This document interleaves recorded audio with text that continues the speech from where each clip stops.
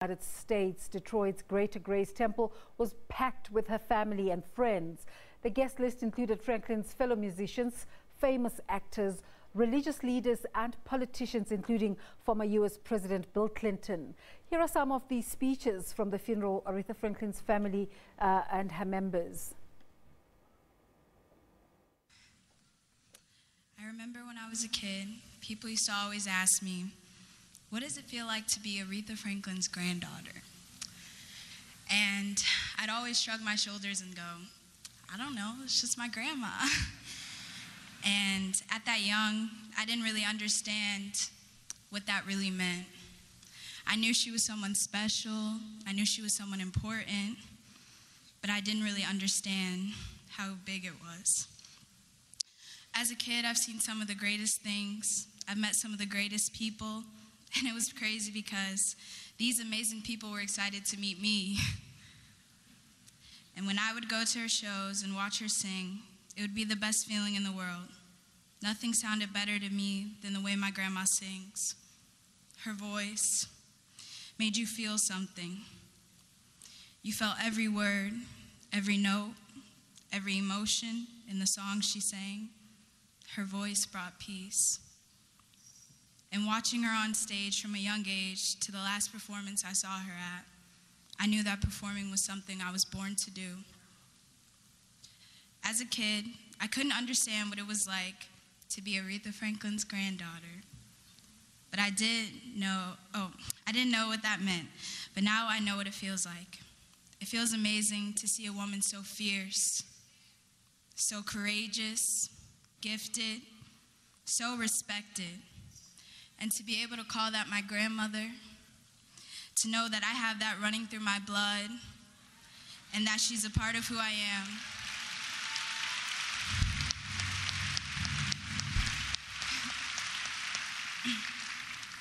And to know that she's a part of who I am, there's nothing like that.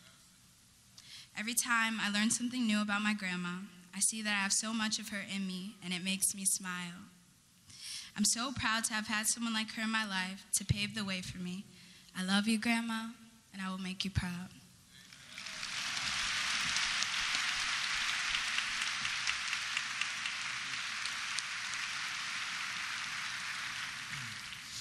Good afternoon, everybody. I prepared something from my grandmother that I wanted to share with everybody. Dear Grandma, I love you. I know in my heart that you're happy now, and that's all that I care about. No amount of words can articulate what you mean to me, Grandma. Thank you for loving me. Thank you for believing in me as much as you did. And thank you for always putting the family first and showing us the right way to handle success. I'm sad today because I'm losing my friend, but I know that the imprint she left on this world can never be removed.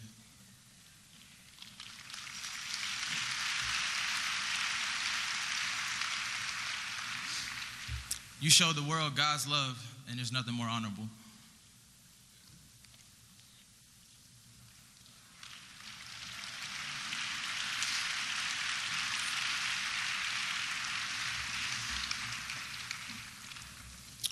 I'm so proud of you.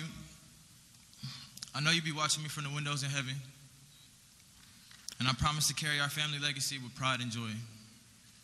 Long live the Queen.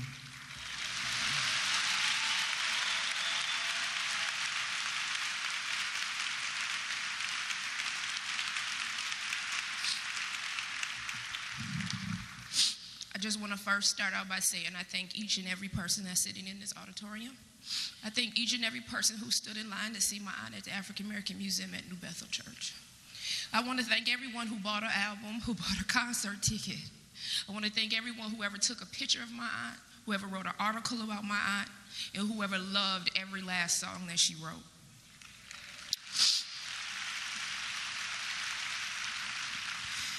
When I was born in '73, she always was the queen. She was already the queen of soul. Had won 8 Grammys, had top 10 hits on the top 100, but to me, she was just my aunt, my father's sister, and I was her namesake. I was given the name Crystal Robin Aretha.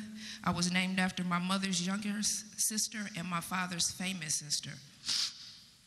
My aunt Robin never let Aretha forget that her name came first, but Aretha would laugh and say they saved the best for last.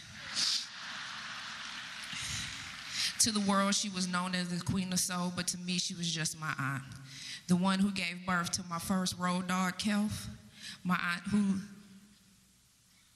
came to live with us at the age of 6 with my Uncle Vaughn, who I had no idea was a big movie star.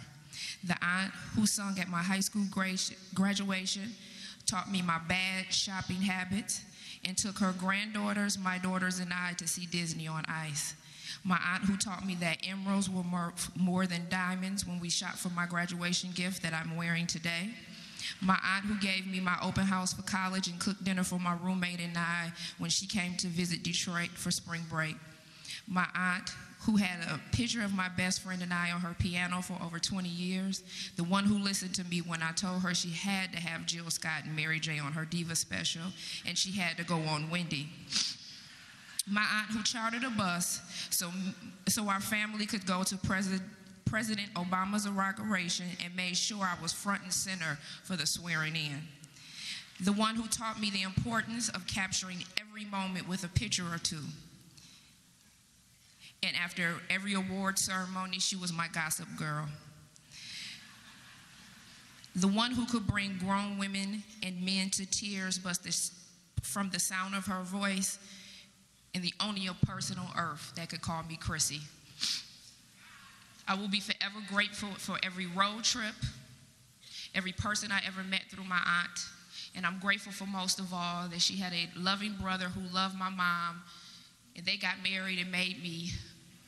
And in turn, I made my daughter Brooklyn, who is now graduating from Howard this year, and that's all possible because of my aunt. One of the most important things to our family is education. My daughter goes to Howard, and Victory goes to Howard too. And their children will continue the legacy of education because I will continue in my family name of doing the foundation so that children will never forget who my aunt was, never forget who my grandfather was, never forget my Aunt Carolyn, never forget my Aunt Irma, never forget my father, and never forget my Uncle Vaughn. And again, I just want to say to everyone sitting here, everyone watching in the world, thank you.